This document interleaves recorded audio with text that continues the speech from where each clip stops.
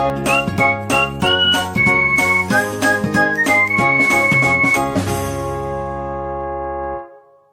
And welcome to bouncing knowledge.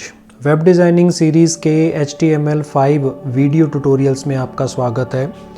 आज के session में जैसा कि हमने प्रॉमिस किया था कि हम प्रैक्टिकल सेशंस डिस्कस करने वाले हैं, तो आज का जो हमारा टॉपिक रहेगा डिस्कशन का HTML हेडिंग्स, और HTML हेडिंग्स को हम कैसे यूज़ करेंगे HTML के कॉन्सेप्ट्स में, उसके बारे में आज हम डिस्कशन करेंगे। लेकिन उससे पहले हम रीकैप करेंगे अपने प्रीवियस वीडियो सेशन का।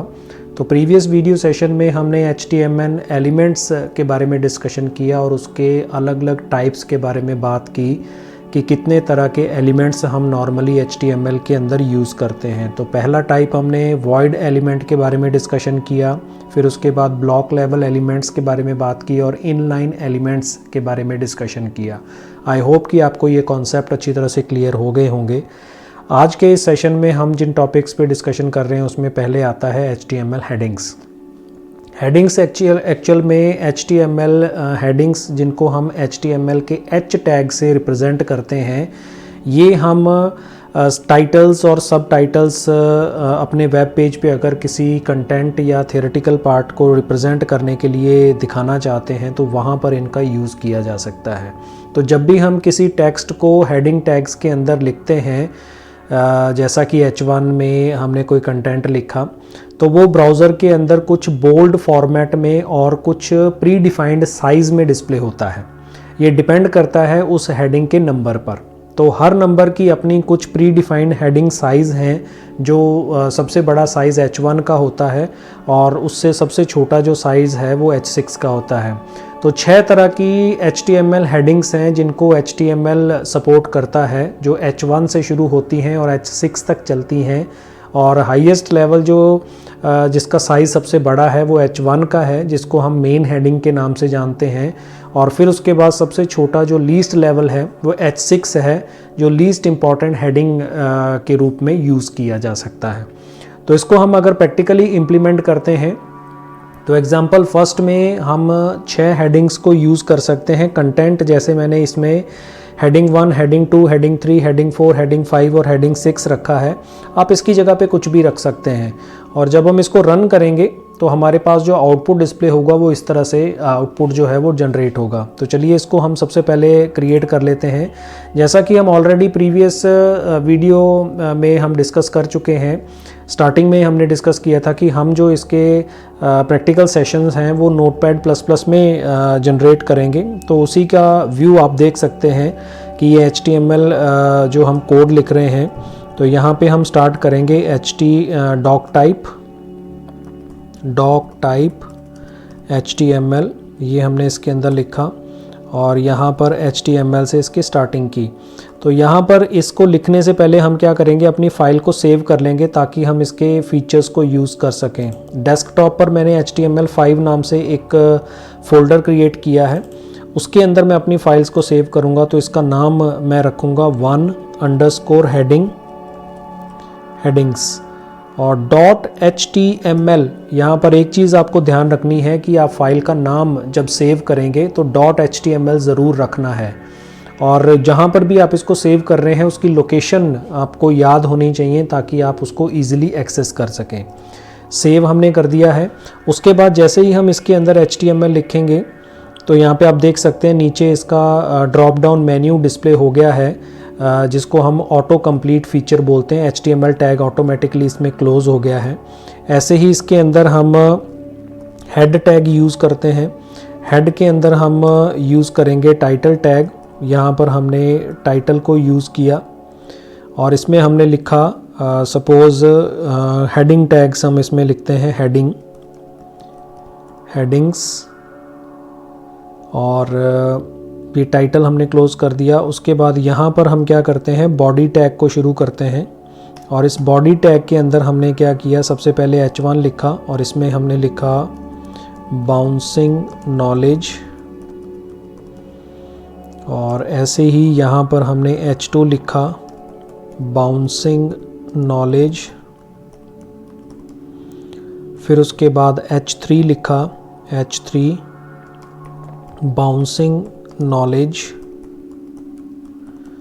कंटेंट हम कुछ भी लिख सकते हैं, ये हमारे ऊपर डिपेंड करता है कि हम क्या लिखते हैं, और इनका सीक्वेंस भी हम कोई भी रख सकते हैं, बाउंसिंग नॉलेज। फिर उसके बाद H5, यहाँ पर भी हम ले लेंगे बाउंसिंग नॉलेज, और लास्ट हम यहाँ पे यूज़ करेंगे H6, बाउंसिंग नॉलेज। और इस फाइल को हमने सेव कर दिया। सेव करने के बाद जैसा कि मैंने आपको बताया कि डेस्कटॉप पर, यहाँ पर आप देख सकते हैं डेस्कटॉप पे मेरे पास यहाँ पर HTML5 नाम से फ़ोल्डर है। इस फ़ोल्डर को हम ओपन करेंगे, और फ़ोल्डर ओपन करने के बाद जैसा कि आप देख सकते हैं यहाँ पर हमारे पास एक फ़ाइल बनी हुई है हेडिंग के नाम से, और इसका लोगो जो है गूगल क्रोम का आ रहा है, क्योंकि इसमें मेरा जो सिस्टम का डिफ़ॉल्ट वेब ब्राउज़र है वो गूगल क्रोम है। हम इसको किसी और ब्राउज़र में भी ओपन कर सकते हैं। यहाँ पे राइट क्लिक करेंगे फाइल के ऊपर, ओपन विद में जाएंगे, और इसमें आप देख सकते हैं फायरफॉक्स का यूज़ कर सकते हो, आप गूगल क्रोम का यूज़ कर सकते हो, internet explorer, Microsoft Edge, opera internet browser. तो मेरे इस सिस्टम के अंदर 5 वेब ब्राउज़र्स इंस्टॉल्ड हैं। हम इसमें से किसी का भी यूज़ करके इस आउटपुट को जनरेट कर सकते हैं। जैसा कि हमने स्टार्टिंग में डिस्कस किया था कि आप अपने सिस्टम पे मल्टीपल ब्राउज़र्स इंस्टॉल करके रखिए, ताकि हम अलग अलग ब्राउज़र्स में अपने वेब पेज का आउटपुट देख सकें। तो फ़िलहाल हम गूगल क्रोम में इसका आउटपुट देखते हैं कि हमारे पास रिज़ल्ट क्या आता है।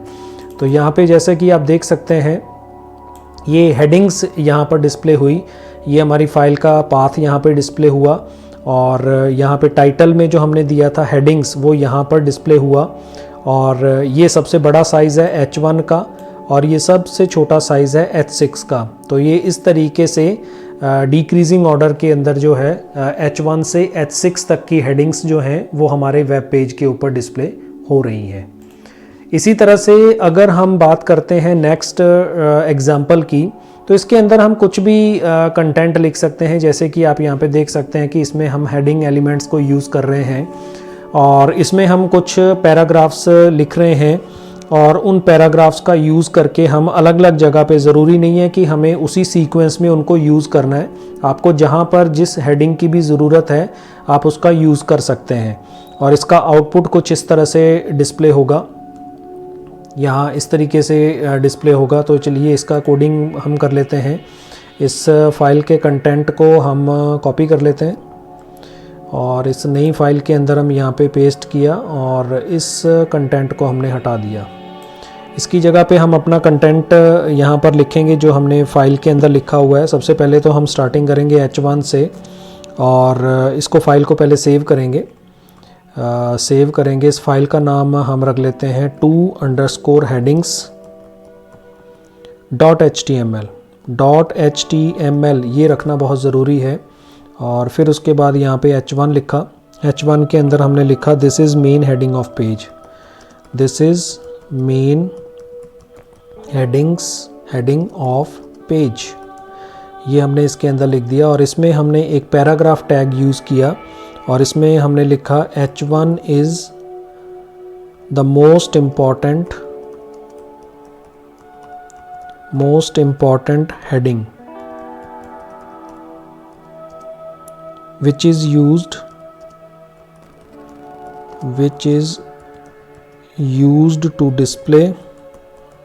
used to display the keyword